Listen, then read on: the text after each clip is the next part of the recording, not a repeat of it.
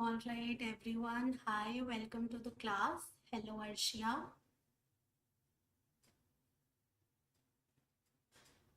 Hi, Shizuka. What's your real name, Shizuka? Okay. So, hi everyone. Welcome to the second class of this course, and it makes me so happy. I saw a lot of you texted me personally. A lot of you sent me, images of your notes that you prepared from the class. It makes me glad that I could help you all in your preparation, and I hope you will be benefited from this particular classes. Okay, hi Bono Jyotsana. I hope I'm pronouncing your name correctly. Hi Ashok sir. Good evening everyone. Welcome to the class. So we'll wait for 2 minutes for everyone else to join in, and then we will begin with today's class. In the meantime, if you have any query in what we did yesterday, anything that you would like to ask, please ask, and then we will be beginning with our class. So a lot of you texted in the group as well that whether I'll be giving you notes. Yes, I'll be making a spreadsheet. I think I'll be sending it to you after this class ends. And I've also created a playlist on my channel, which is full length CUET, PG and GATE course.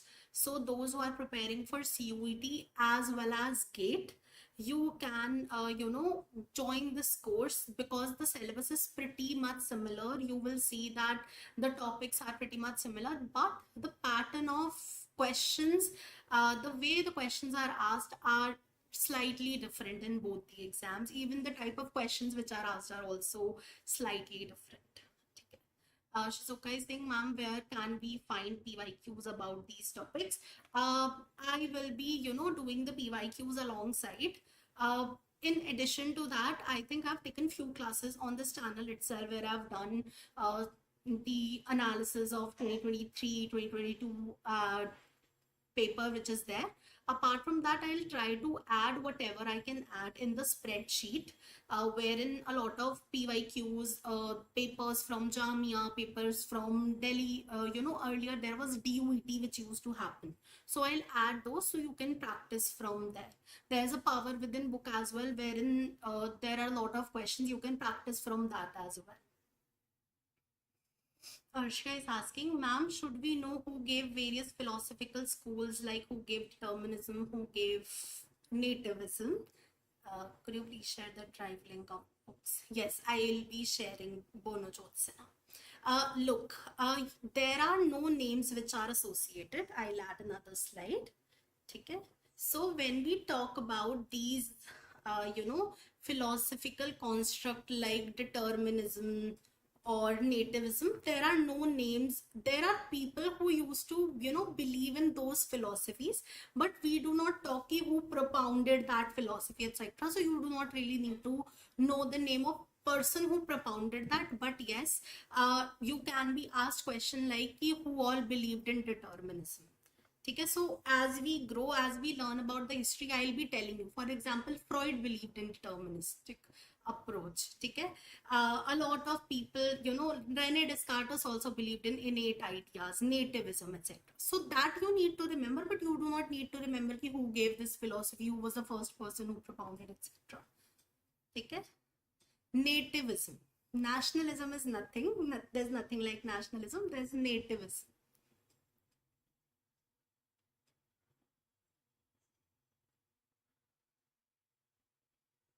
Okay. Okay. Hi, Divya.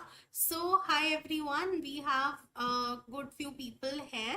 Let's begin with today's class. So, before we begin with today's class, there are some factual information which I've added here on this slide, which you should be knowing. They are directly asked, like there were few PYQs which were based on this knowledge. So please let's understand all this, and then we will do 4 PYQs which were there, and then we will move to today's class. So APA was actually founded in the year 1892, okay, by a small group of men who wanted to study the new fields, new domains, new trends in the field of psychology. Okay, and the first president of APA was G. Stanley Hall. Okay, so you should know that APA was founded in 1892 by a small group of people who wanted to, explore the new domain, new trends of psychology. And first president's name is also asked a lot of times, G. Stanley Hall. Now the first female president of APA was Mary Whiten Calkins. I think she was the 14th president. Okay, and she became president in the year 1905. Okay, the first psychological clinic was established in 1896, same year in which structuralism and functionalism were accepted, regarded as, schools of psychology. Okay, and it was founded by Littner Whitmer in University of Pennsylvania. Okay, later on he called his, the name of the clinic as psychological clinic, and later on he also began a scholarly journal wherein he used to edit, or he used to actually invite applications or those articles which were dealing with trends in clinical psychology or how we can expand the field of clinical psychology. Okay, so these were some facts that you need to know. So APA was founded in 1892. G. Stanley Hall was the president at that time. First female APA president, Mary Whiten Calkins. She was the 14th president. And first psychological clinic, Littner Whitmer, 1896, University of Pennsylvania, and it was known as psychological clinic. Right? Are we good to go? So now I will be showing you few PYQs which are there from the topics that I've just discussed, or from the topics that we did yesterday. I've just took 4 PYQs so that you can get an idea how the questions are asked generally. So I'll be showing the question. I'll be giving you 20 seconds to read the question carefully, and when I say type in your answer, you can keep it typed in, but send only when I say type in. Okay, so that everybody gets a fair chance to attempt, right? So let's read the very first question.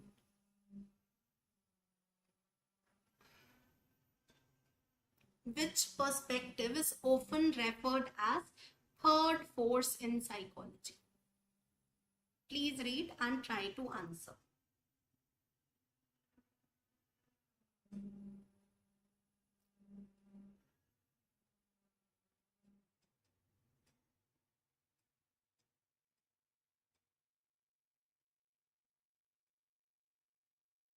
Okay, all of you can type in your answers.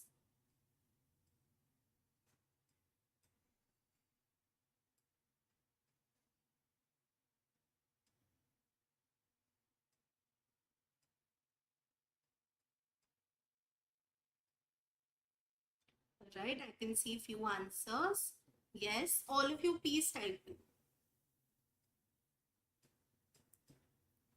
Very well done, everyone. Humanistic approach or humanism was the third force of psychology. First force of psychology was psychoanalysis, right? Behaviorism was the second force of psychology. Humanism school was third force. Fourth force was multiculturalism or positive psychology, and the fifth force, which is the current ongoing force, which is human advocacy and social justice. So well done, everyone. So proud of you. Okay, moving ahead to the second question. Please read the question carefully and type in when I say type in. Okay, please read the question carefully.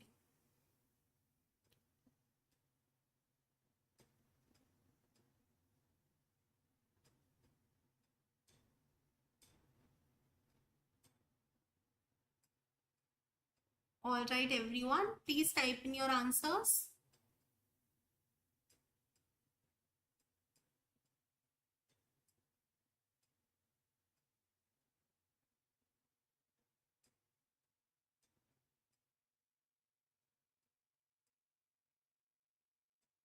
All right, I can see a lot of you have answered correctly. Very well done. Wilhelm Wundt established the first psychology laboratory in the year 1879 in University of Leipzig, Germany. These are all PYQs, okay? Now, there are certain things that I would like to discuss here. So, exam mein if you are asked which was the first psychological laboratory, you are going to answer Wilhelm Wundt. Okay? But there have been accounts wherein William James actually founded a lab way back in 1875.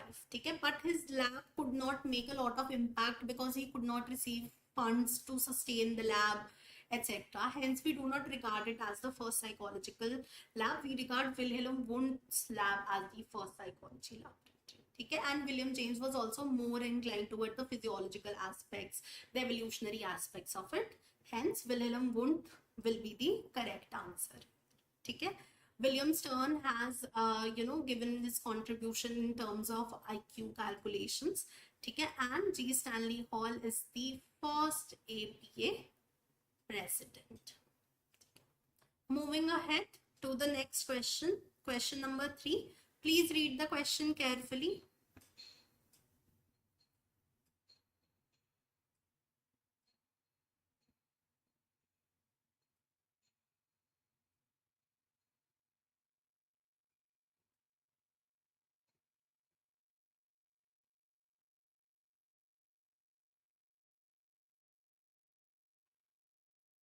Okay, all of you please type in your answers.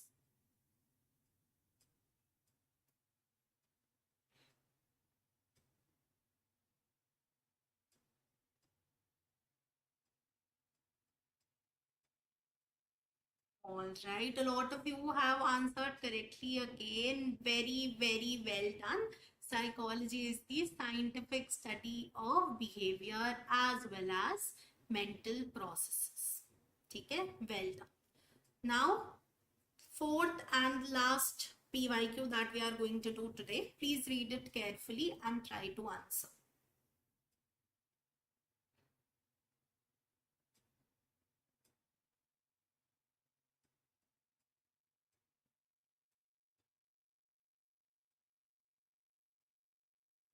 All right, all of you please type in your answer. Pretty easy, we just discussed that.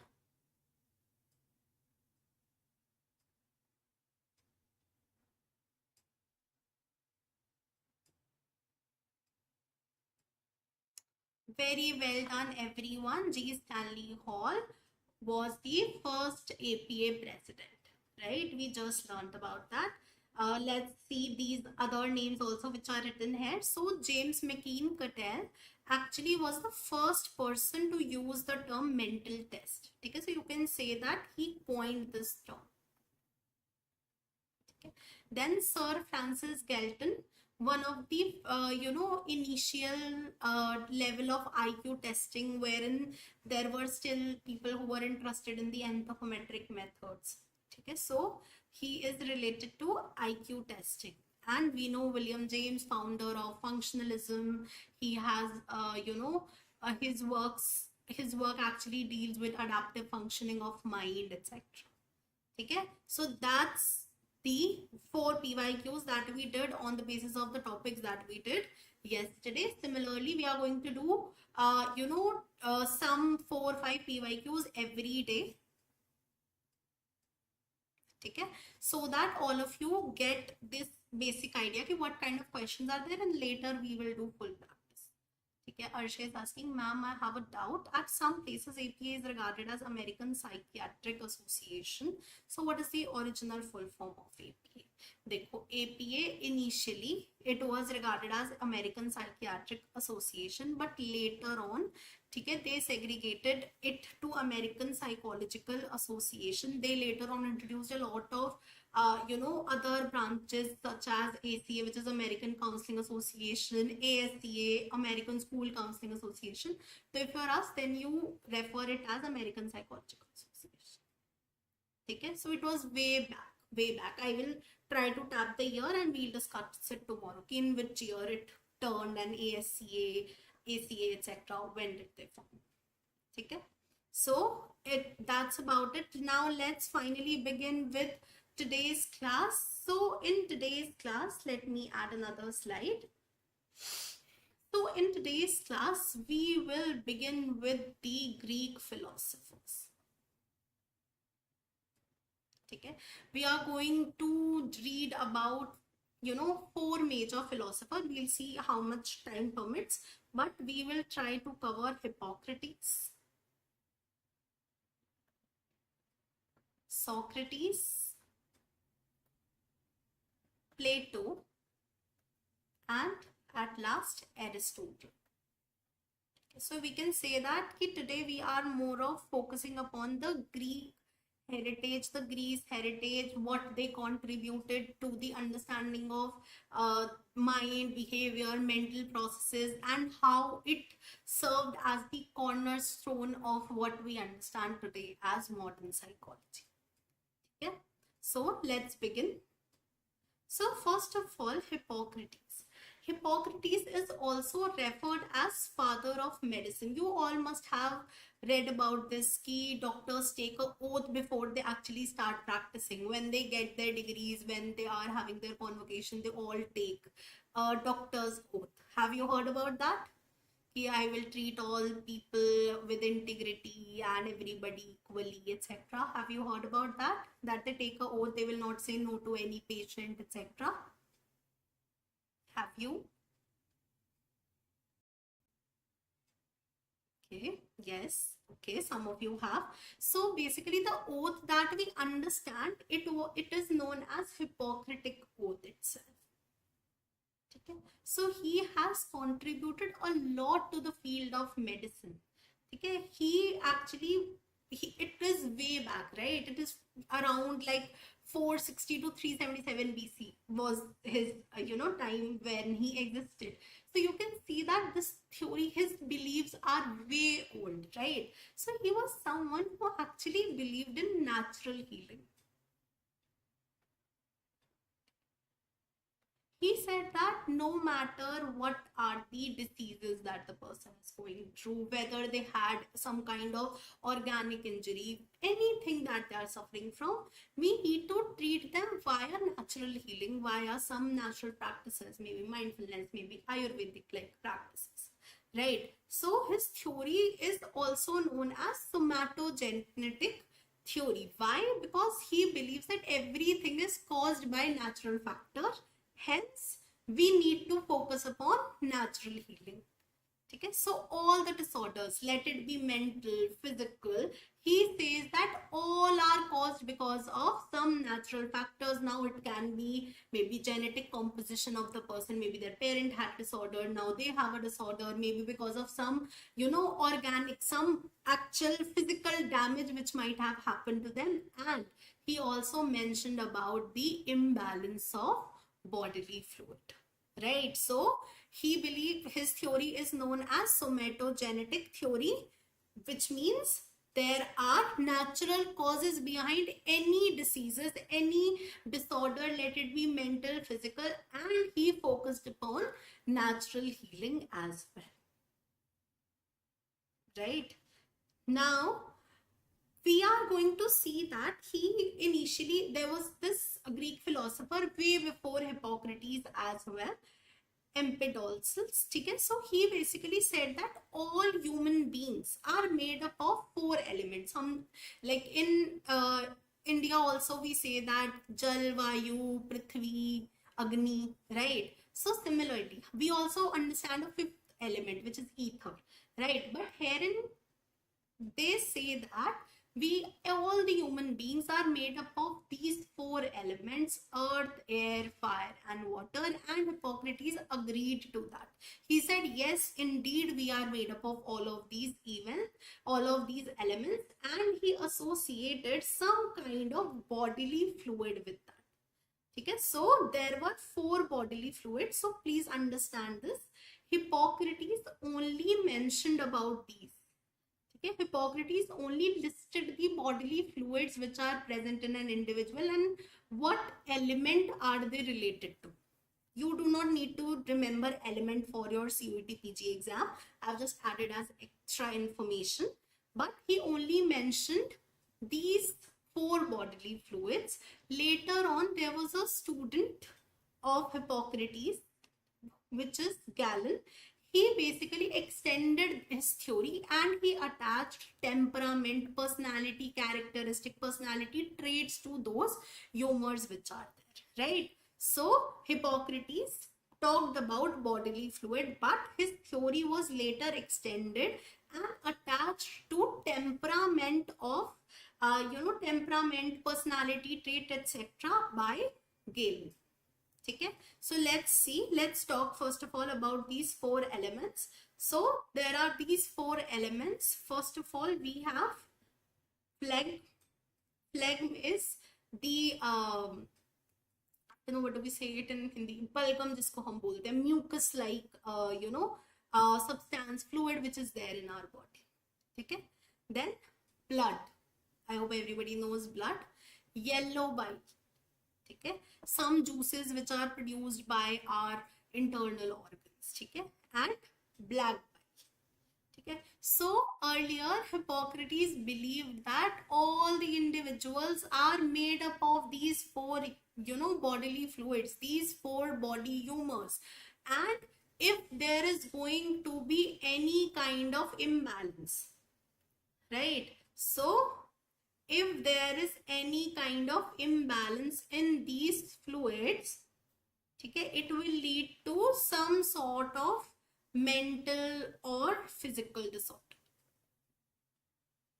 Okay, that was the belief of Hippocrates. Now let's also see what elements did he related to. Not necessary, only read.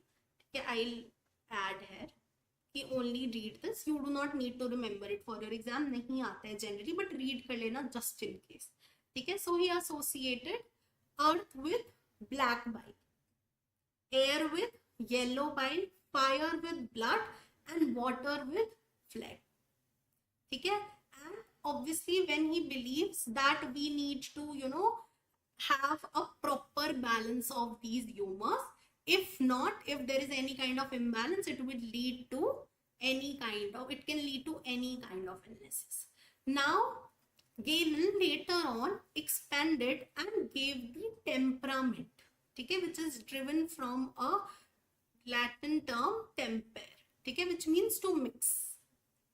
So, people who have high phlegm, okay, now we know that it is not the truth. Okay, this theory does not hold any truth in today's world, but you need to understand this theory goes way back before, right? So herein we will understand this.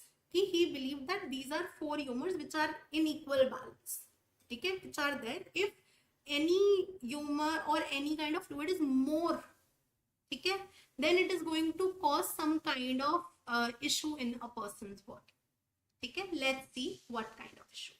So if a person has high amount of phlegm, the kind of personality or the temperament that they have is going to be known as phlegmatic, and these people are going to be sluggish, unemotional, laid back attitude. Okay, not very interested, easygoing, etc. Okay, then if the amount of blood is high in an individual, the kind of temperament or the personality he attached it to is sanguine. Okay, so these person are going to be very cheerful, happy, very chirpy. They will go here and there, they'll be very involved, etc.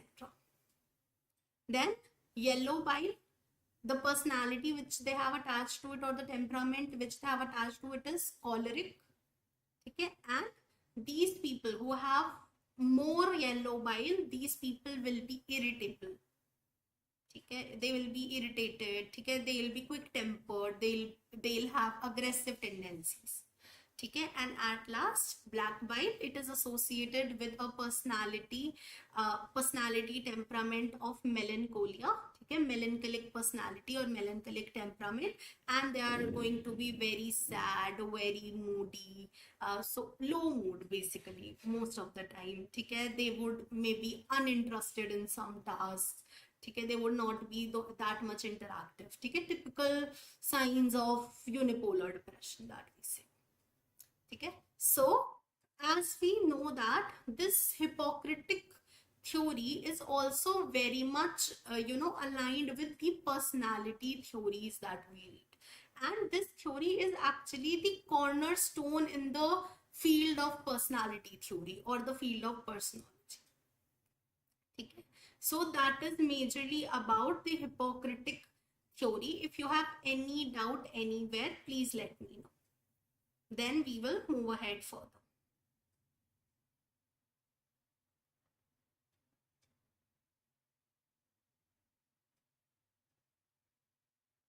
Clear? Are we good to go? Yes, thumbs up, something. If you have any doubt, then please ask away your doubt. How is it important for personality theories? It is important. It is not important. It is not a true personality theory, but it was one of the initial theories which talk about temperament, which talked about the traits of an individual, which are defining, okay, which define their core behavior, their core pattern, nature, etc. That's why it is important for personality theories. Okay. Okay, Bonajotsna has asked, ma'am, could you tell the textbook if possible from where we could cover these topics, today's and previous classes? Where you would not need to refer to any other books. The notes which are here, there are more than enough. You do not need to go elsewhere for that. But if you wish to study, there is this one book named as History of Modern Psychology. I think I've also sent it on the Telegram group. I'll try to create a drive link and send it so that you have access to all these books. तो ये सब book से ही ली हुई information है या कुछ जो authentic websites हैं उनसे ली हुई information, and it is more than enough. इससे ज़्यादा you would not need to go into detail वैसे, but if you still want to go via text books then you can. ठीक है, I will send the drive link which has most of the major text books which are important. ठीक है, all right everyone. I think one slide is missing here of Socrates. Anyway, I'll try that. So, Socrates.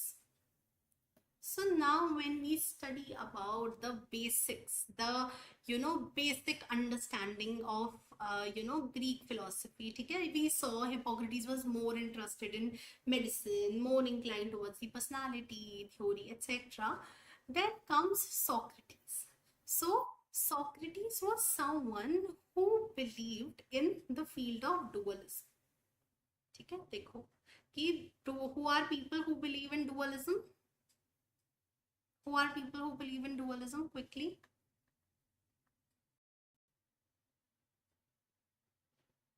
Everyone, please write it down. Who believe, what is the belief of the philosophers who are dualists?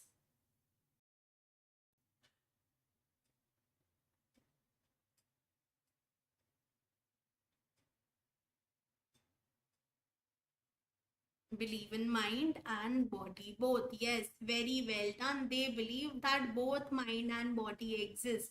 Duality, both the entities are true. ठीक है, very well done. ठीक है, very good. ठीक है, interactionists are people who believe both mind and body exist and they interact. So both dualist and interactionist are different, but they are both dualist by the core feature of it. But interactionists believe that they both interact also. ठीक है, now let's see. So Socrates was actually someone who believed in rationalism. He believed that whatever knowledge that we want to seek in this world, we can seek via logical reasoning. And he generally used inductive reasoning to do that. Now, there are these two terms. We will first understand these two terms and then come back to Socrates. Deductive reasoning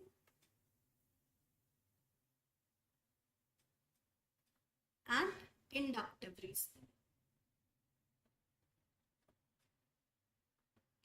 Now, when we use these two terms, deductive reasoning basically means that we are starting from something specific.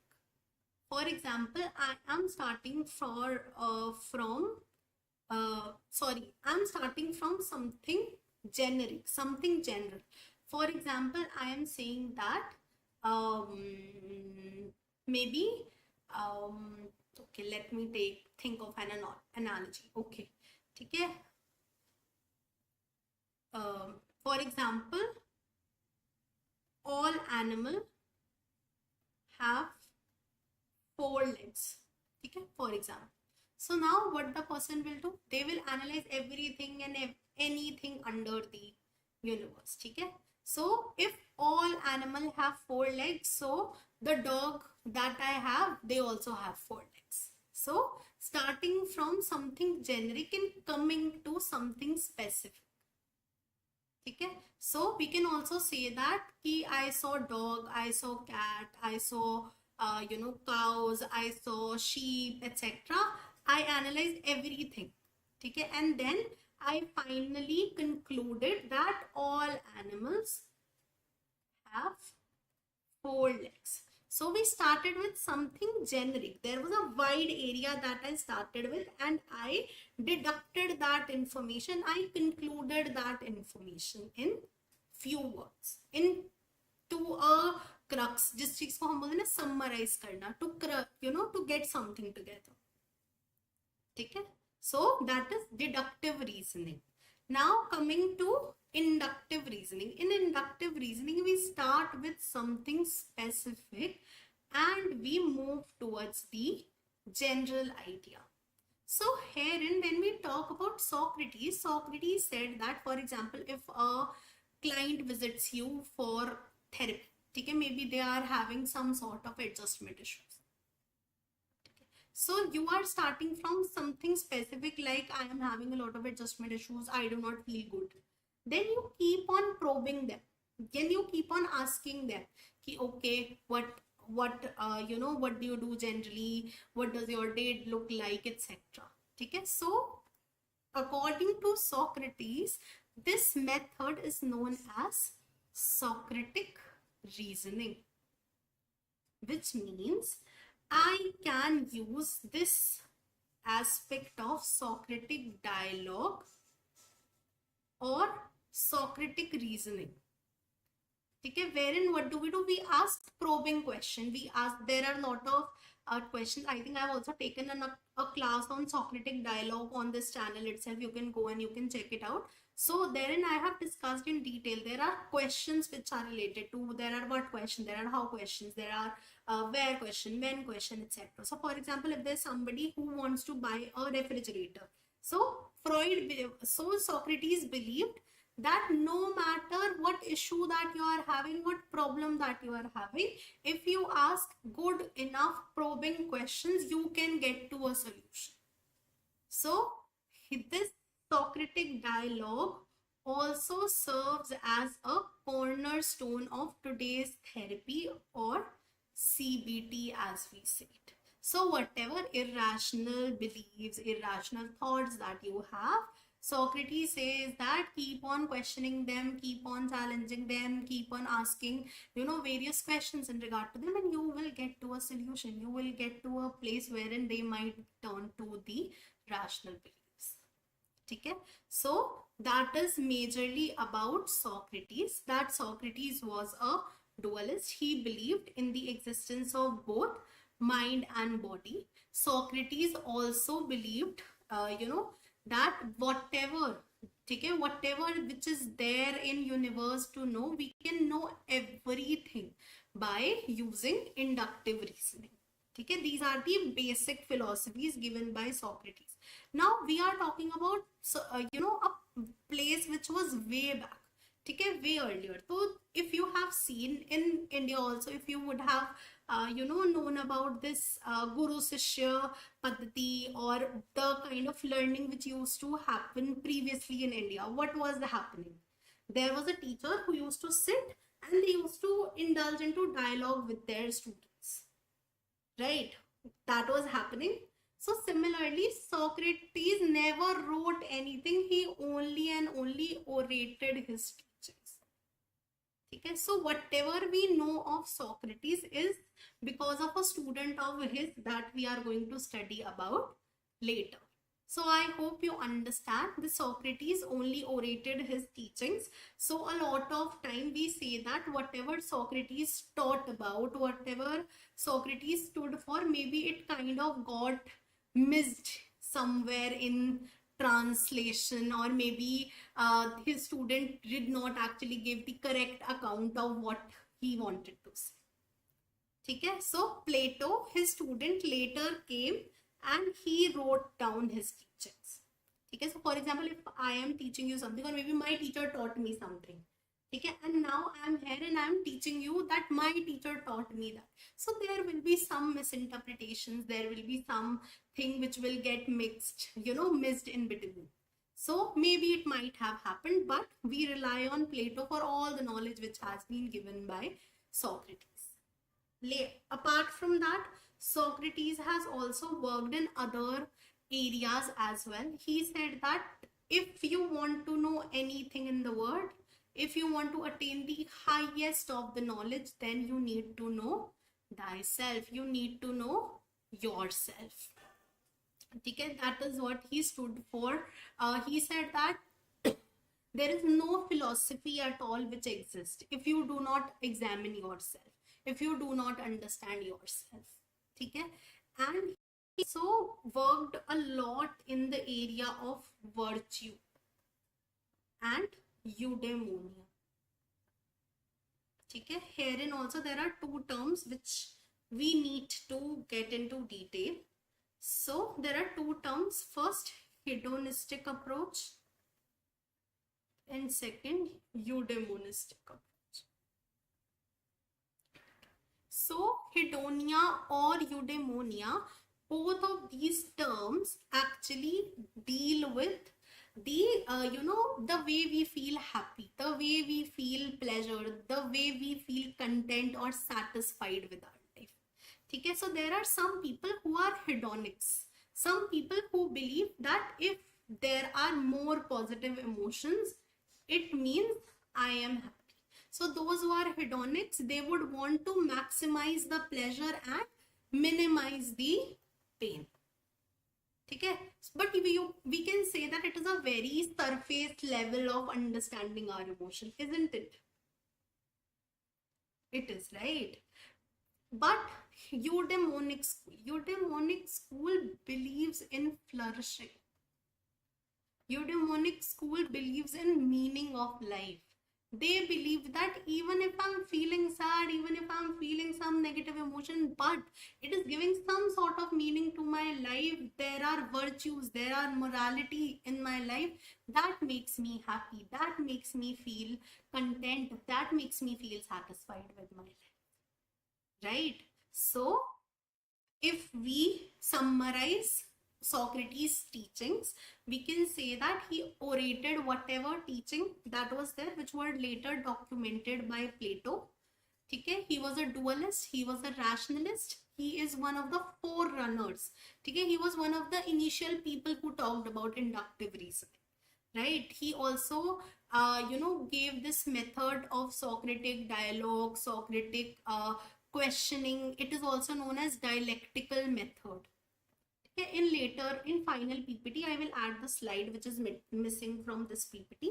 It is written in a better way, that मतलब थोड़ा aesthetic है इससे तो, ठीक है? And he believed that there is no philosophy before we examine ourselves, we understand ourselves. He also studied, he also preached a lot about virtues, morality, eudaimonia, etc. Okay. Shizuka has written Socrates' teaching is not original. His teaching is original, but जैसे यहाँ पे गुरुकुल में पहले क्या होता था India में, ठीक है, कि गुरुकुल में जो टीचर थे वो कुछ लिख के आपको नहीं पढ़ाते थे, या उन्होंने अपनी बुक्स नहीं लिखी होती थी, ठीक है, मतलब बोली से जाती थी सारी चीजें, कि जो एक टीचर को पता है वो सिखा रहा है, वैसे ही Socrates taught a lot of people, ठीक है. सॉक्रेटिस से पहले there were sophists who were there in Greek. Sophist. If you remember, what is the meaning of sophism? Yesterday we, understood the meaning of philosophy. So what was the meaning of Sophie in that? Anybody?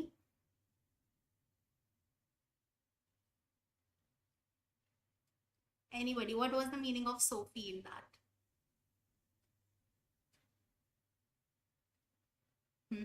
Quickly. Knowledge, wisdom, right? Wisdom, knowledge, learning, right? So herein we see that, when we talk about the philosophical aspect, so there were sophists before Socrates was there in Greece. ठीक है, तो जो sophist थे ना, they were people who believed that everything should be attained.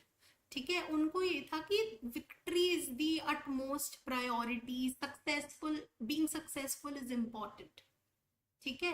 And they believed, जैसे in India we से साम दाम दंड भेद, ठीक है. So in that ways they used to believe something, they used to believe कि whatever truth that is there, whatever reality that is there, whatever you need to do, ठीक है, in order to be a certain way, in order to be a noble man, in order to be a successful victorious person, it will be personal and non communicable. हम किसी को नहीं बताएंगे, वो personal होगा, individual to individual vary होगा. Maybe all the people who are there, maybe if Saloni is there, or Divya is there, or Ayushi is there, all these people will have a personal journey, a non-communicable journey, and truth will not be shared. Truth will be specific to person. That was the belief of sophist. But when Socrates came, he said that no, truth will be general and shared. Truth will be same for everybody.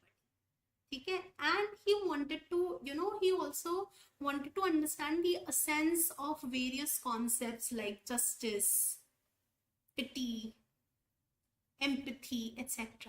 And he believed that all of these are tangible in nature. ठीक है, he said that there is no abstract existence. जैसे in today's world we say that if you are helping somebody, if you are giving somebody maybe a pen, ठीक है, as a charity, you went to NGO and you distributed the pen. So he said that the tangible aspect of it is the one which exists. There is no other abstract, no other real meaning, no other realm beyond physical world. He only believed in the existence of physical world. Clear? Clear with everyone? Okay, I will read your question. What does virtue mean here? Virtue basically means living a life full of the values, the strengths that you have. Okay, so virtues like hope, virtue like being strong-headed, being open-minded, something like that. So he wanted to preach people to live a life of words, full of virtues. Okay, Ashok sir is saying eudaimonia is like optimism. No, eudaimonia is the understanding that the meaning of our life is much bigger than just positive and negative emotion. Okay, we will get happy, we will actually feel pleasure when our life is meaningful, when we actually flourish in life, when we actually lead a virtuous life. Okay, that is the meaning of eudaimonia. I hope all of you are clear on Socrates. Okay, Ayushi is asking CBT. Bacha, CBT is a therapeutic modality which is known as cognitive behavioral therapy. We will read about it later in detail, but for now just understand that cognition deals with the thought process that we have, okay, and behavior. So in CBT, let me add another slide for you. Okay, so in CBT, we try to work upon the maladaptive cognitions and behaviors. ठीक है, so if there are some kind of irrational thoughts which are there, then we deal with that, but we'll read about CBT in much more detail later. ठीक है, but for now just know this. Okay, Kanishika is asking, ma'am, can you explain who sophists are? So बच्चे, so there are various schools of thoughts. ठीक है, so basically जैसे जो Socrates को मानते हैं उनको हम एक स्कूल में डाल देते थे, सोक्रेटेरियंस, ठीक है, प्लेटोनियंस, एरिस्टोटलियंस, ऐसे। तो वैसे ही सोफिस्ट एक स्कूल ऑफ थॉट है, फिलोसफी है, who focuses more on being victorious, who focus more on कि you do whatever you need to do, you know whatever you need to be successful in life. ठीक है, so that was their main thought. वो लोग ये मानते थे कि whatever truth that you have, whatever reality that is there, whatever you need to do, it will be personal and it cannot be communicated to other people. For example, if I say if Kanishika is there, Ayushi is there, Saloni is there, I will say the way to success or the way to achieve certain marks, it will be individual from people to people. You do not communicate it to everybody. You be victorious, you be successful. That kind of thought process. But when we talk about Socrates actually, contradicted that, and he said that no, truth is general, it will be shared. ठीक है, for example, everybody of you have equal access to the resources which are there, but it now depends upon how you tackle it. Clear with everyone? If yes, then please give a thumbs up. Then we will move ahead to Plato. We'll just do Plato today and then we will wrap. Clear with everyone? I understand that today's class is a little heavier because there is a lot of philosophical construct. There might be a lot of, new terminologies which have been introduced, thrown your way. But trust me, if you read it for like 2 to 3 times, it will be, home in your head. You will also be able to understand life better. When you read philosophy, it makes you see from various lenses, okay, various perspectives, right? Okay. Moving ahead to the next philosopher, Plato. As I said, Plato was actually a very dear student of Socrates. ठीक है, so you must have heard कि in Western countries priorly जो लोग जो sciences में बहुत ज़्यादा included होते थे, या those who believed in science, experimentation, etc. और so उन लोगों को witches या फिर they were regarded not like as not good people, or they were regarded as bad influence to the youth, to the society, etc. So it happened with Socrates also. Socrates was an amazing person. He influenced a lot of people respected him, but the people who were there in power at that time, they believed that Socrates is a bad influence. They are ruining the religious beliefs that people are having. So he was actually kept captive. ठीक है, उनको jail में ऐसा बंदी बना लिया था, and he was given a death sentence that you will be killed. So a lot of his dear students like Plato, they came to him, they told him ki no, we will help you escape, but he was a man of virtues, he was a man of value. He was like no, I'll not run away, I'll not escape, I'll stay here. If it means to die, then I'll die. Right? So some people were very, they used to adore Socrates a lot. They used to, they wanted that the learnings which have been propounded by him, whatever we have learned from him, it should stay. People should know about him. For example, if you have a good teacher, if you have an impactful teacher in your life, what do you believe? You believe कि okay, I think she is a good teacher, you should know about her, you should go and you should study from her, or maybe please refer to that book, it is a good book, that author is amazing, etc.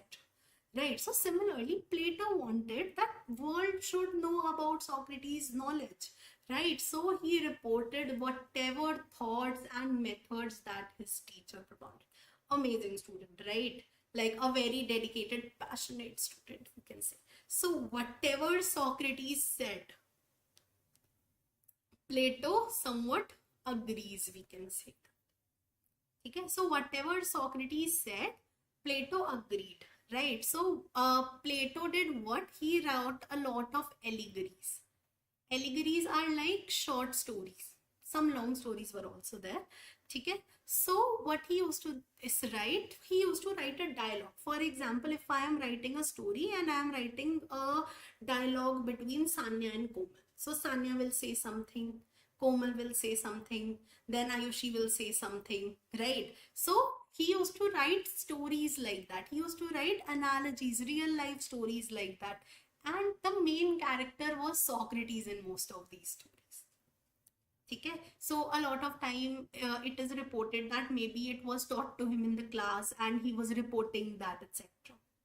Okay? So are you all clear on who was Plato, how he came into picture, and how is he related to Socrates? Exam में पूछने के लिए नहीं आएगा, but for you to remember कि okay, this is what Socrates said and hence Plato agrees, so it will help you in remembering that, right?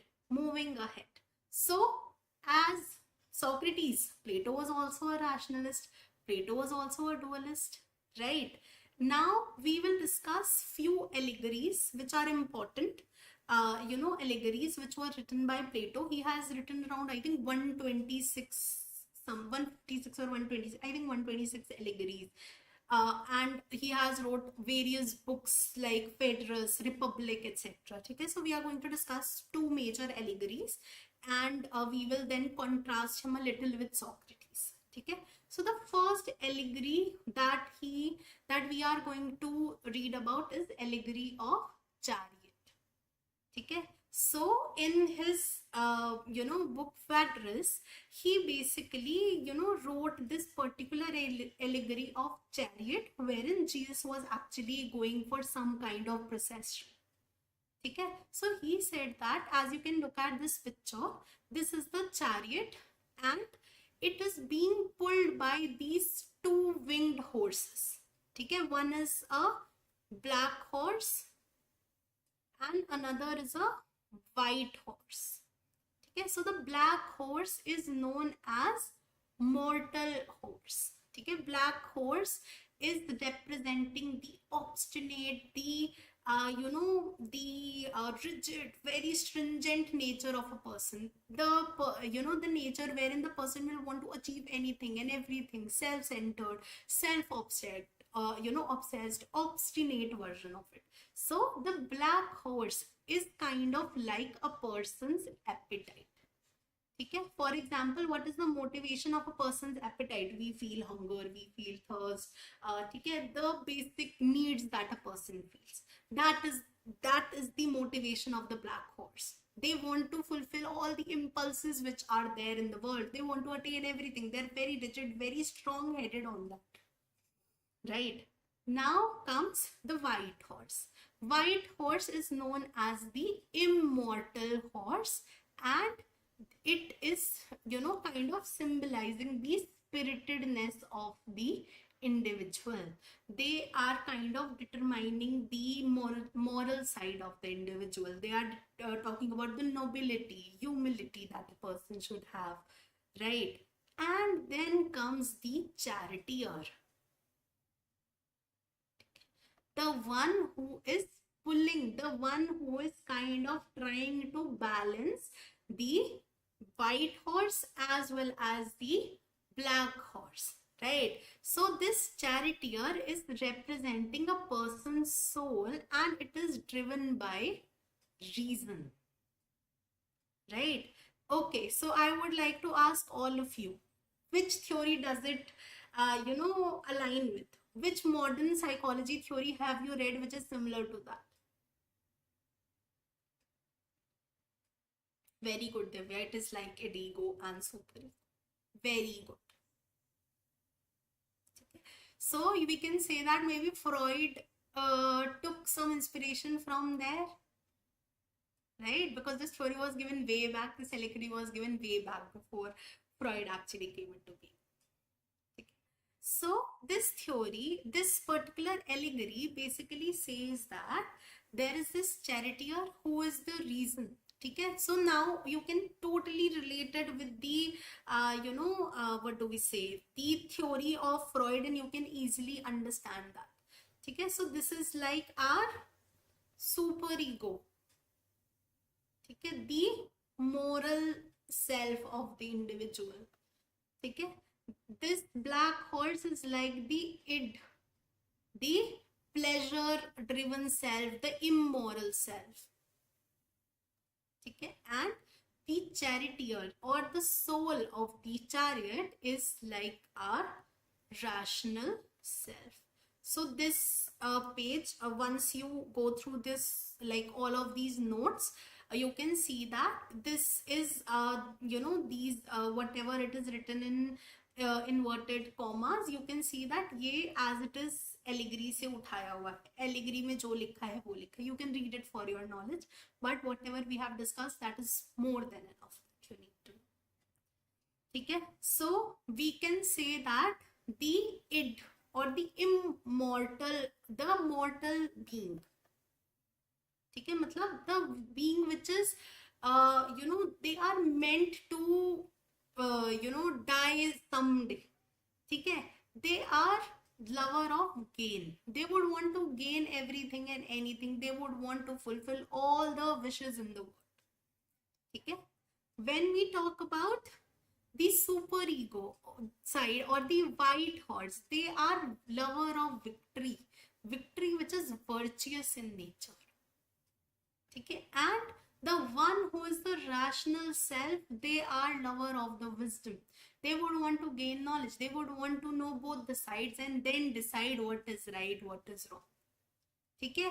And he said that all of these three elements, similar to the Freudian theory that we have read. ठीक है. The structure of personality, every individual has id, ego and superego. They are all our they are all in us. They are our elements. They make up the structure of our personality, right? So similarly, they have read that. And later on, Plato's student Aristotle said that these are very hedonistic, very political, societal based understanding of a human being. Okay. So we can say that every element has their own desire. The reason want to seek the truth, they want to seek the knowledge. The immortal horse or the white horse, they want to seek glory, honor, recognition. Somebody asked what is thumos. Thumos, loosely you can understand spiritedness. ठीक है. To feel passionate about something. ठीक है. अब उसमें anger भी आ सकता है, passion भी आ सकता है. ठीक है.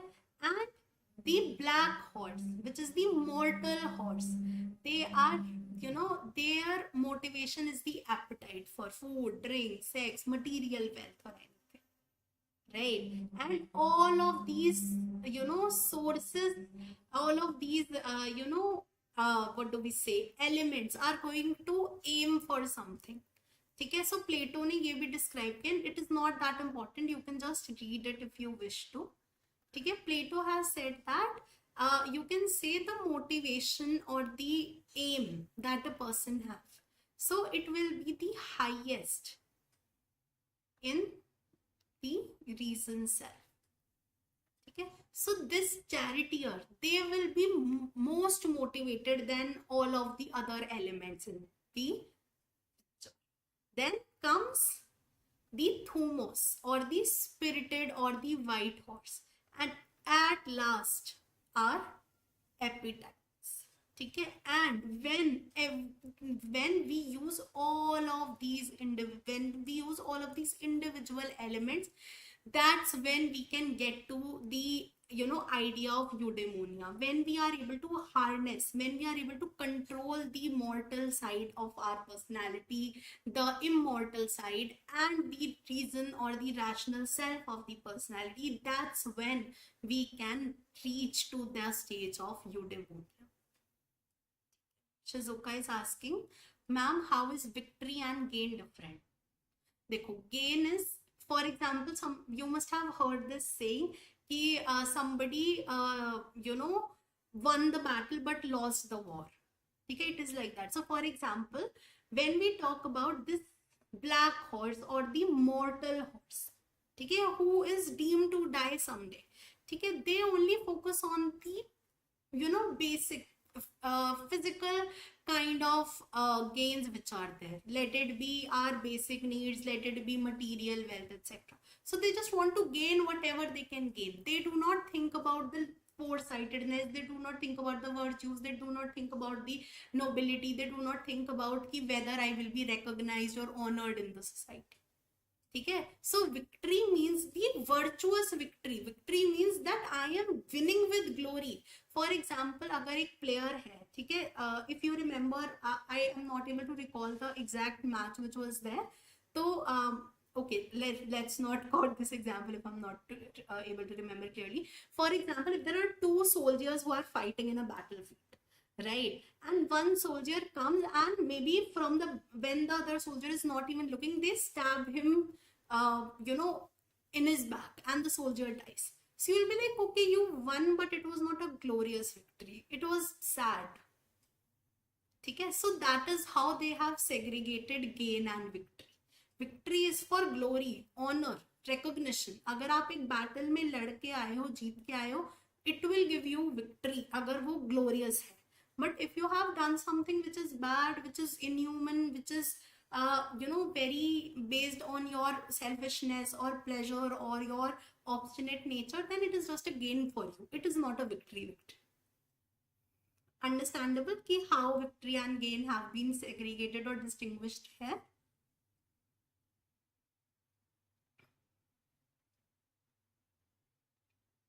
Yes, no, something.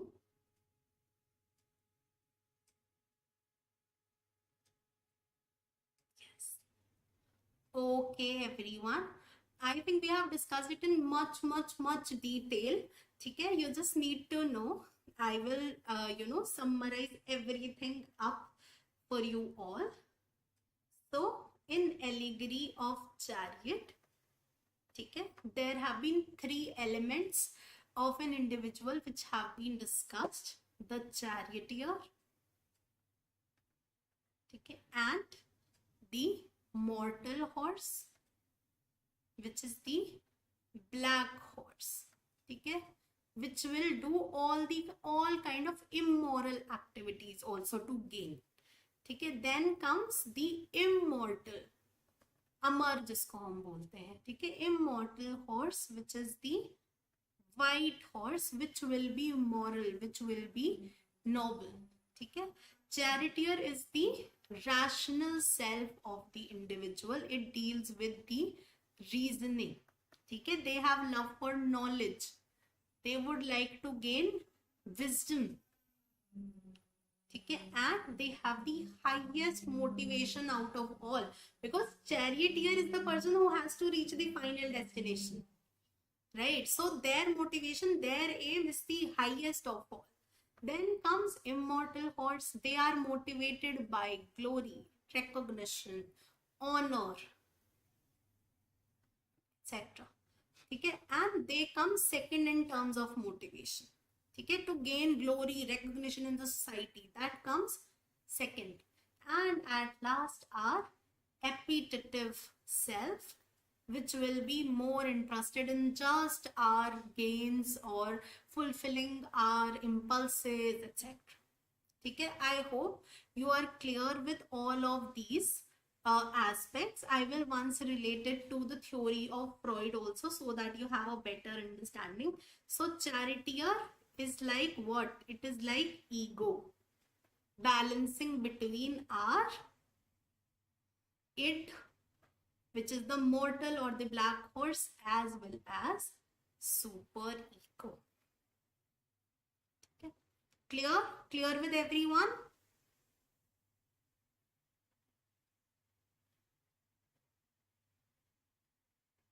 Yes, no, something? Yes. Okay, so if you want, we can stop here. There is one more allegory of Plato, which is there, but it is in much more detail. If you think we can stop, if you want, we can stop here and we can continue tomorrow. Just text whatever you feel. कि should we stop or should we continue? I'll just put up a poll.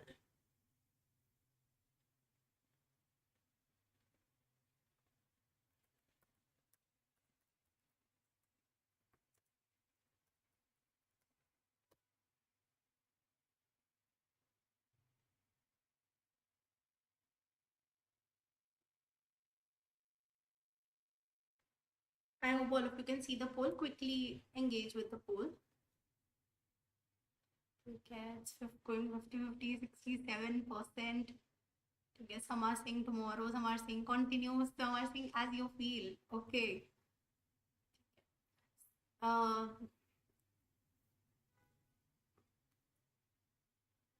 I think we should continue because a lot of people, 71% of you are saying we should be here. So I'll just end the poll. Let's continue. Okay, so the next allegory that we will be talking about is allegory of cave. And this allegory is kind of related to the theory of sense which has been given by Socrates. If you remember, we said that the essence is only physical, it is only tangible. If you are giving pen to someone, the physicality or the tangibility of pen is the only essence which is there. There is no abstractness to that, right? It was given by what? Socrates. So this is also related to the theory of forms. Okay. So in this allegory of cave, you can see that there are some people who are sitting here. Can you see that? I'll use the pointer pen. Can you see here? There are some individuals who are sitting here. दिख रहा है? Yes.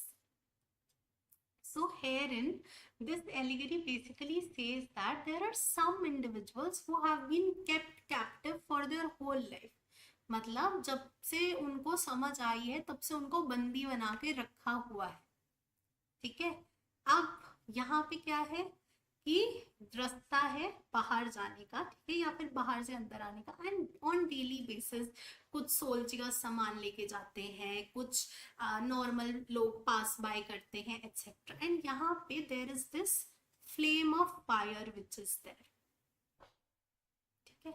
So when these individuals pass daily, these individuals are captive. ठीक है, वो बंदी, उनको कुछ नहीं दिख रहा है. What they are able to see कि यहाँ पे जो इनकी ये जो भी ये लेके जा रहे, मे बी एक फीमेल जा रही थी, ठीक है, and maybe she was carrying some sort of pot on her head. कोई बच्चा जा रहा था, उसके हाथ में एक ऐसा टॉय हॉर्स था, कोई किसी के पास ऐसा बर्ड था, bird toy, etcetera etcetera.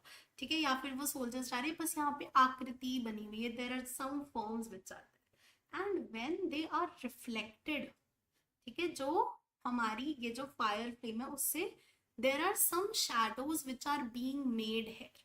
So the people who are kept captive, जो लोग हमेशा से बंदी है, उन्हें लगता है अरे देखो घोड़ा जा रहा है, अरे देखो चिड़िया उड़ के जा रही है, अरे कि एक पॉट है, मे बी आज किसी घर में अच्छा खाना बनेगा, एक्सेट्रा. ठीक है. So we can say that जो भी हम रियलिटी देखते हैं, ठीक है, it is kind of our apparent reality, the phenomenon that we talked about yesterday. ठीक है, but it might not be the actual truth. ठीक है, whatever we see it is just a form.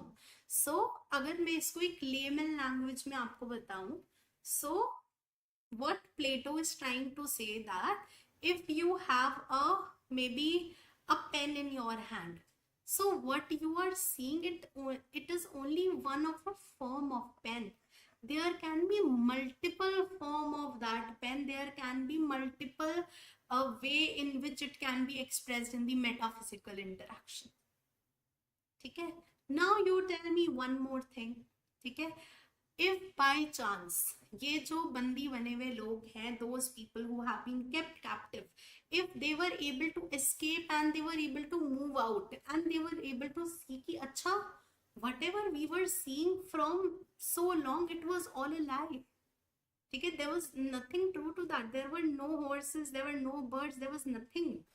So do you think once they have been held captive again, they will be able to live there? Do you think कि वो रह पाएंगे दोबारा वहां पे वापस?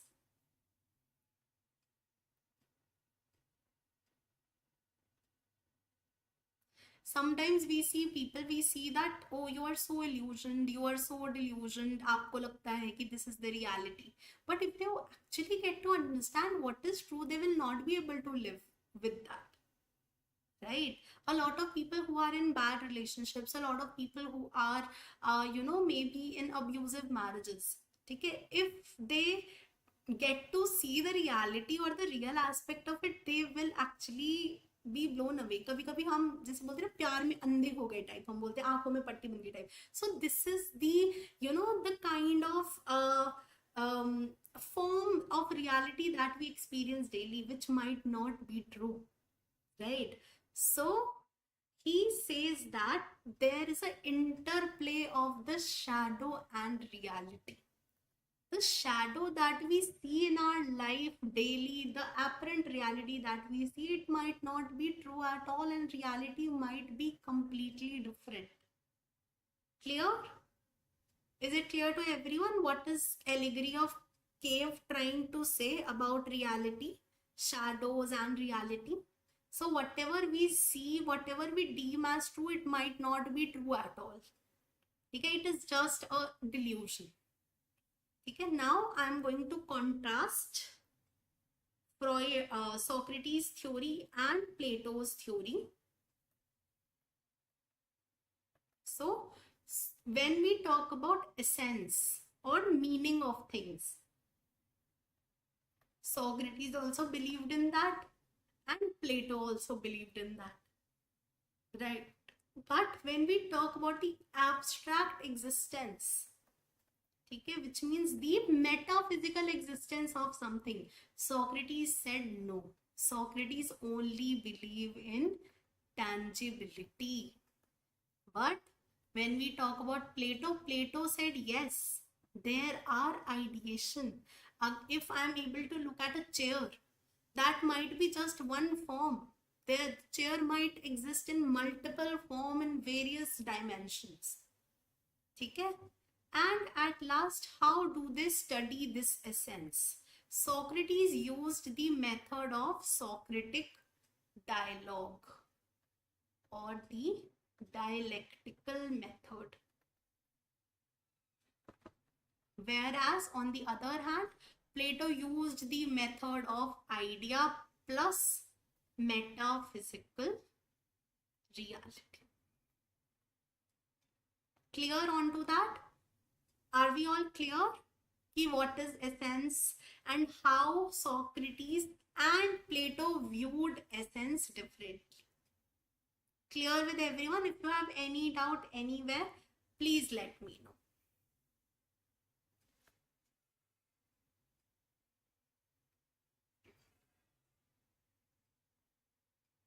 Okay, so whatever we have understood in about essence in regard to Plato, it is all written here. Plato replaced the essence that Socrates sought with the concept of form, okay, because he thought that the reality is permanent and knowable. But according to Plato, essence had an existence separate from the individual manifestation or the shadow that we see. But both of them agree on rationalism, and they believe that we use our logical reasoning, that if we use our inductive reasoning, we will be able to attain all the kind of knowledges. Okay, so that is all about. Yes, I'll provide the PDF, Ayushi. Okay, so that is all about today. Today, what have we discussed? We have discussed about Hippocrates. Okay, we have discussed about how Galen actually extended Hippocratic theory. We read about the concept of somatogenetic theory, wherein natural factors are the cause behind any kind of illnesses. We also read about the natural healing that Hippocrates believed in, the form of bodily fluids, which he told about. Then we later read about how Galen related it to the temperament. Then we read about Socrates. We read about, that Socrates and Plato. Remember, the basic thought process of Socrates and Plato are similar. They are both dualists, because teacher and student, okay? They are both dualist, they are both rationalist, okay? Both of them talked about inductive reasoning, both of them talked about essence, okay? But there was some difference in regard to what they feel about essence that we have discussed on this page, the methods which have been used by them. Okay, so that's about today's class. In tomorrow's class, we will be reading about Aristotle and some other, philosophies and British empiricists. I hope you liked the class. I hope you were able to understand a lot of, philosophical construct behind it and how they contribute to our today's understanding of psychology. Okay, how we understand behavior, how we actually get to seeking knowledge, perceiving knowledge, etc. Okay, clear? I hope everything is clear to all of you. If you have any doubt, please ask away. If you like the class, please give it a thumbs up. You can also type in if you liked. If you have any other feedback, please give it. By tonight, you will receive a spreadsheet with all the information, and I will also attach a drive link of books. So yes, that's about it for today. Thank you so much, everyone. Take care.